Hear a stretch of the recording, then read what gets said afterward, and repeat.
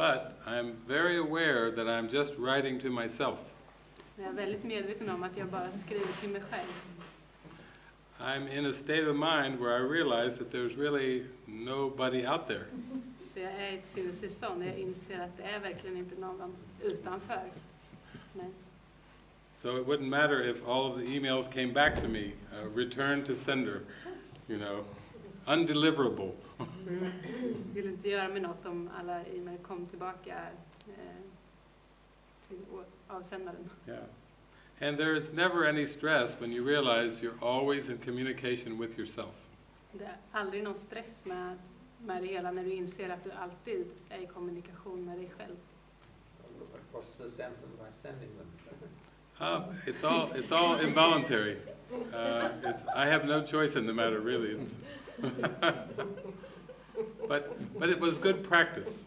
It was good practice to teach me that there's nobody out there. But of course you do have a choice. Yeah. Yeah. Yeah. It's like, but it's a given choice. It's like decide for God, for me, saying to your higher self, make the decision that blesses everyone. So it's that choice. Valet handlar om att säga till den helige Ande, bestäm för Gud åt mig. Det är det valet man har. Somebody once said to me, if that's true, what you're saying, and there really is nobody out there, then why would you ever travel? Why go anywhere? Någon gång så sa någon till mig att om det är sant att det inte finns någon utanför dig, varför behöver du åka någonstans? Varför resa? Yeah. I said, that's a good point. That's exactly how I feel. Där har du en poäng. Så jag känner. Yeah. So I'm very, very content to watch the grass grow. Så jag är väldigt nöjd med att bara se gräset växa. That's exciting for me. Det är upphetsande för mig. But when I receive an invitation, they say, come and be with us. Then I say, that sounds good. Men när jag får en inbjudan, när någon säger kom och vara tillsammans, så säger jag ja tack. So I only go where I'm invited. Så jag åker bara där jag är inbjuden. Because there's no. Is inviting him? It's really the Holy Spirit, but it seems like that it's through people. Det är helige Ande som inbjuder, men det verkar som att det kommer genom människor. But there's never a sense of having to go somewhere, or should, you know. Det är aldrig en känsla av att jag måste åka någonstans, eller borde. In fact, I feel that way with everything in my life. I don't feel like I have to do anything. Så känner jag med allting i mitt liv. Jag känner inte att jag måste göra någonting. People have said, what happens if you're flying in a plane across the ocean and the plane starts to take a nosedive? Någon har frågat mig om jag åker i flygplan och flyget börjar störta ner i havet. How happy will you be then? Hur lycklig är du då? I said, very happy. Jag säger väldigt lycklig. I feel I have nothing left to accomplish. Jag har inget kvar att åstadkomma. I have no future goals. Jag har inget framtida mål. I have zero ambitions. Jag har 0 ambitioner. People say, does that mean that you're lazy? Betyder det att du är slö? I say, no, I'm very content. Nej, jag är mycket nöjd. Yeah. And you see that in this state of mind, nothing has to change. Och i det sinnestillståndet så behöver ingenting förändras. You can experience the perfection right now. Du kan uppleva perfektionen nu. And you see there are no hypotheticals. Du ser att det finns inga hypoteser. When people say, but David, if this were different. Om någon säger om det här vore annorlunda. But I don't believe in if anymore. Jag tror inte på om längre. So that's why I'm not involved in politics. Det är därför som jag inte är involverad i politik. Or trying to save people. Eller försöka rädda människor. I'm not involved in education. Jag är inte involverad i utbildning. Some people would say it's more unlearning. Och vissa skulle säga att det handlar mer om att avlära. I can't really help people unlearn anything. Jag kan egentligen inte hjälpa människor att avlära någonting. I can only present a demonstration or an inspiration. Jag kan bara presentera en demonstration Eller inspiration. eller en inspiration. Yes. Tack. Yes, of how happy it is when you don't have any goals. Hur lycklig du blir när du inte har några mål. Recently I was talking to a 12-year-old girl, Nyligen så talade jag med en 12-årig flicka. and she wanted to talk to me about reincarnation. Hon ville tala om reinkarnation.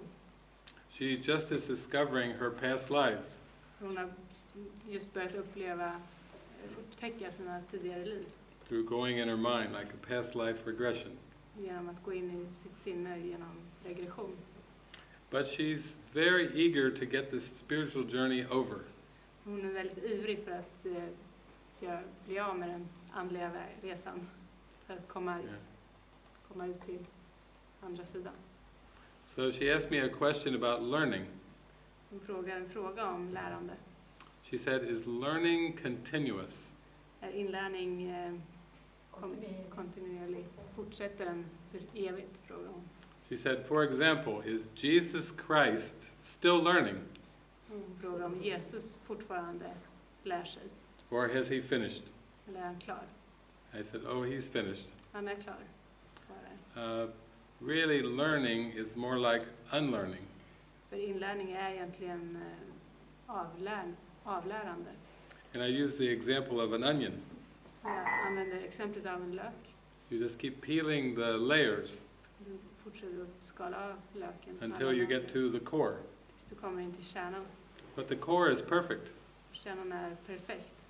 And that's when learning ends. Och det är när inlärning When you slutar. discover or recognize the core. När du upplever och upptäcker kärnan. So learning is not continuous or unlimited. Så lärande är inte eller obegränsat. Yes, but being is eternal or unlimited. Men varande är evigt. Obegränsat. So she was 12 years old, and she thought for a while about what I just had told her. Och den här 12-åriga flickan, hon funderade en stund på vad jag hade sagt. And she said, what if you get restless or bored? Men vad händer om du blir uttråkad där? And I said, oh, it's being is not boring. Men så varande är inte tråkigt. But the ego tries to imagine what being must be like. Egot försöker att tänka sig in i vad varande är. And the ego thinks it must be very, very boring. Och egot tror att det är väldigt, väldigt tråkigt. Because everything's the same. Eftersom allt är detsamma. Upplevs som lika. Yes. We've grown up with the saying that variety is the spice of life. Vi har växt upp med att höra att variation förnöjer livet. Kryddan. Yes. But variety is the illusion. Variation är illusion. In healed perception, you see everything is the same. I helad varseblivning så ser du allt som samma. I had students back in the 1990s, and I used a metaphor. Jag hade studenter på 90-talet och jag använde en metafor. I told them there's no difference between a baby and a button. Jag talade om för dem att det är ingen skillnad mellan en bebis och en knapp. There were mothers in my group who did not like the analogy. Det fanns mammor där i gruppen och de gillade inte den analogin. They said there seems to be a lot of difference between the baby and the button. De tyckte att det finns väldigt många skillnader mellan en bebis och en knapp. One time I was listening to a Course in Miracles teacher. En gång så lyssnade jag på en kurs i mirakler-lärare. And a questioner said, what does the Course say about life on other planets?